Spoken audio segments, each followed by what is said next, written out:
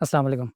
आज आपको मैं एमएस एक्सेल के 3 लेटेस्ट और ज़बरदस्त फ़ार्मूलाज़ दे रहा हूँ, जो 2023 और 2024 में रिलीज़ हुआ था और जो काम बहुत ज़बरदस्त और आसान और आपके काम को इंतहाई तेज़ फ़ास्ट तरीके से कर लेते हैं। स्पेशली ये काम आएँगे डेटा एनालिस्ट, रिपोर्टिंग और ऑटोमेशन के अगर कोई वर्क करता है तो उसके लिए उसका काम बहुत आसान कर देता है।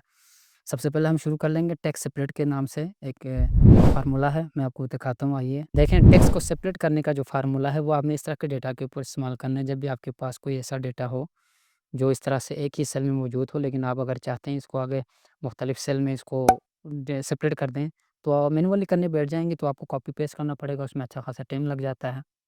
तो इसको थोड़ा स्मार्ट अंदाज़ में करने के लिए एक नया फ़ार्मूला है जिसको टेक्स्ट स्प्लिट कहा जाता है। जहाँ जहाँ जिस सेल में भी आपने उस वहाँ से स्टार्ट करना है, जहाँ पे भी आप डेटा को सेपरेट करना चाहते हैं उसमें आपने रखना है जस्ट और आपने इज़ इक्वल टू लिख लेना है। यहाँ पर आपने टेक्स्ट स्प्लिट का ये जो फ़ार्मूला है इसे सेलेक्ट कर लें, साथ ही आपने उसको करना है सेल का जो रेफ़रेंस है जहाँ से आपने डेटा उठाना है वो दे देना है, यहाँ पे आप क्लिक कर लें। मेरा यहाँ पे A3 में आ रहा है, देखें कॉमा डाल दें, स्पेस डाल के आगे आपने डबल कॉमा स्टार्ट कर लें। साथ ही आपने कॉमा डाल देना क्योंकि यहाँ टेक्स्ट के फ़ौरन के बाद ये फ्रूट्स के कुछ नाम है आपको नज़र आ रहा है। इसके साथ ही आगे कॉमा है, आपने वो दे देना है कि भाई यहाँ पे आपने इसको इस तरह ये वाला कंडीशन हमारे पास डेटा है, इसको आगे आपने सेपरेट कर लेना है। दोबारा से आपने डबल इन्वर्टेड कॉमास के स बंद कर देना और उसके साथ ब्रैकेट क्लोज़ और आपने एंटर करना है। ये देखें, जितने भी डेटा यहाँ पे एक ही सेल में आपको नज़र आ रहे हैं, वो सारे यहाँ पे अलग-अलग सेल में आपको सेपरेट करके दे दिए। अच्छा जी, टेक्स्ट स्प्लिट का जो है ना वो इस्तेमाल कब किया जाता है, तो आपको बता दूँ कि कोई भी नाम है फ़र्ज़ कर लें आपके पास या कोई एड्रेस है, उसे आपने सेपरेट करना है अलग-अलग फ़ॉर्म में। फ़र्ज़ कर लें फर्स्ट नेम और लास्ट नेम होता है अक्सर, आपको पता होता है, उनको आपने अलग-अलग सेल में मेंशन करना होता है, शो करना होता है, उस वक़्त आप टेक्स्ट स्प्लिट का इस्तेमाल करते हैं। क्योंकि जो रॉ फ़ॉर्म डेटा क्लीनिंग या जो डेटा एनालिसिस का काम करते हैं, उन्हें अक्सर चीज़ें सेट नहीं मिलती, उन्हें इसी तरह का रफ़ डेटा मिलता है। तो अगर आपने कोई नाम सेपरेट करना हो फर्स्ट नेम, लास्ट नेम में, तो उसके लिए इस्तेमाल किया जाता है। डेटा क्लीनिंग के लिए काम किया जाता है, एड्रेस की जो है ना ब्रेकडाउन के लिए टेक्स्ट स्प्लिट का इस्तेमाल किया जाता है। नेक्स्ट है जी हमारे पास वी स्टैक और एस स्टैक है। फ़र्ज़ कर लें आपके पास 2 टेबल है, आपने उसको मर्ज करना है, उनके डेटा को एक या वर्टिकल या हॉरिज़ॉन्टली, तो उसके लिए वी स्टैक और एस स्टैक का इस्तेमाल किया जाता है। मैं आपको वी स्टैक का इस्तेमाल करके दिखाता हूँ। आपने जिस भी सेल में डेटा को आपने कंबाइन करना है, दोनों टेबल्स हो या जो भी डेटा आपके पास मर्ज करना है, वहाँ पे आपने सेलेक्ट करना है, साथ ही आपने इज़ इक्वल टू लिख लेना है और आपने यहाँ पे वी स्टैक लिख लेना है। जस्ट ये लिस्ट में आ जाएँगे आपके पास फ़ार्मूला, डबल क्लिक कर दें यहाँ पे। आपने यहाँ से आप पहला रेंज इसको दे देना है कि भई पहला जो रेफ़रेंस रेंज है वो कहाँ से आप ले रहे हैं। मेरे पास यहाँ पे A4 है, यहाँ से मैं इसको रेंज दे रहा हूँ। ये 2 कॉलम में इसको रेंज दे रहा हूँ। साथ ही मैंने कॉपी कर दिया न सॉरी कॉमा क डाल दिया, आगे मैंने स्पेस दे दी। देखिए मैंने इसको दूसरा रेंज रेंज दे देना, यहाँ पे देखें ये अरे आ रहे हैं, यानी दूसरा जो रेंज है जहाँ से जिसको आपने कंबाइन करना है इस वाली रेफ़रेंस वाली डेटा के साथ, वो ये है यहाँ पे कॉलम सी है और डी है। मैं इसको यहाँ से यहाँ तक सेलेक्ट कर रहा हूँ। ठीक है जी, ब्रैकेट यहाँ पे मैंने क्लोज़ कर लेना है और यहाँ पे एंटर कर देना है। ये देखें आपके पास ये क्या आ गई, ये 2 कॉलम की शेप में, क्योंकि आपने 2 कॉलम का पहला रेफ़रेंस दे दिया था इसको, यानी ए और बी की शेप में सी और डी को भी आपने लाना है। यहाँ देखिए 3, 4, 7 और 6 ये जो 4 अदद है, 4 डिजिट है, वो यहाँ से मर्ज होकर यहाँ कहीं एडजस्ट हो गया। यहाँ पे ये देखिए लास्ट में 3, 4, 7, 8 ये यहाँ एडजस्ट हो गया। अब इसको आप फ़र्ज़ कर लें यहाँ वर्टिकल लाइन में इस तरह आपने रॉज़ में ले आना है। सिंपली उसने फिल से किसी भी सेल को जहाँ पे आप लाना चाहते हैं इसको हॉरिज़ॉन्टल में, वहाँ पे आपने सेलेक्ट कर लेना है। इज़ इक्वल टू इस दफ़ा आपने लिखना है एच स्टैक, पहले आपने वर्टिकल लिखा था, अब आपने एच स्टैक लिख लेना है यानी हॉरिज़ॉन्टल। आपको चाहिए यहाँ से रॉ के अंदर इस तरफ आगे, यहाँ से इस तरफ।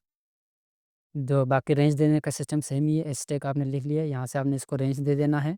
यहाँ से फ़र्ज़ कर लें ये रेंज है आपका फर्स्ट, आपने कहा भई ये 2 रेंज है, यहाँ से आपने स्टार्ट लेना है, कॉमा डाल दिया, आगे स्पेस डाल के आपने दोबारा दूसरा रेंज आपने इसको दे दी, भई ये वाला जो कॉलम है मुझे इस रेंज में इसके साथ आपने एडजस्ट करके दे देना है। किस शेप में? यहाँ पे हॉरिज़ॉन्टल में। ब्रैकेट आपने क्लोज़ कर देना है यहाँ पे आप और एंटर कर दें। ये देखें सिंपली।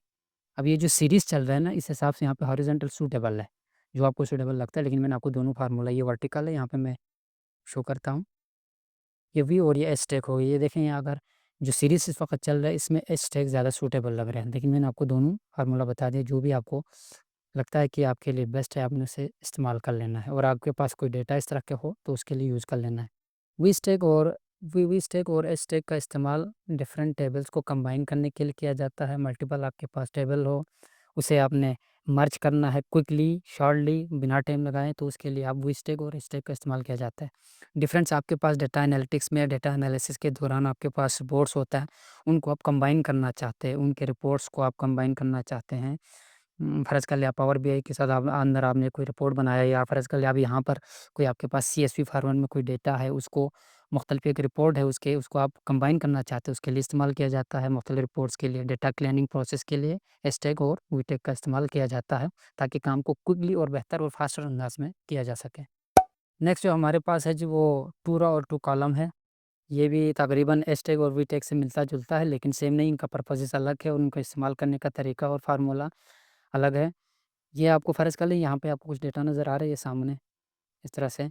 मैं चाहता हूँ इनको रॉ शेप में या इनको कॉलम शेप में लाना चाहते हैं, वही चीज़ है वर्टिकल या हॉरिज़ॉन्टल में। फ़र्ज़ कर लो यहाँ जितने भी सारे ये डेटा है, ये नेम और एड्रेस और ये ऊपर वाला जो 3 लाइन है, मैं चाहता हूँ कि इनको एक ही कॉलम में यहाँ पे ले आएँ। तो उसके लिए आपको इस्तेमाल करना है आपने 2 कॉलम, क्योंकि कॉलम में मैंने लाना है एक ही कॉलम में। चलो मैं आसानी से समझाता हूँ, ये कॉलम ए, बी और सी है।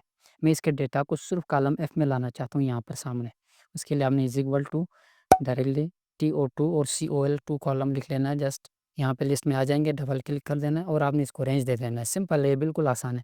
यहाँ से फ़र्ज़ कर लें आप इसने पूरा डेटा को आपने सेलेक्ट कर लिया, क्या करेंगे, ये तमाम डेटा जो है यहाँ से एक ही लिस्ट में लेके आएँगे कॉलम के अंदर। यहाँ से आपने ब्रैकेट को क्लोज़ करना है, जस्ट एंटर कर देना है, ये देखें। जितने भी कॉलम ये है, क्या कहते हैं, ये डेटा मौजूद था यहाँ पे कॉलम्स की 3 कॉलम्स के शेप में ए, बी और सी में, इसने इसको एफ में लाके आपको दिखा दिया यहाँ पर। ठीक है जी।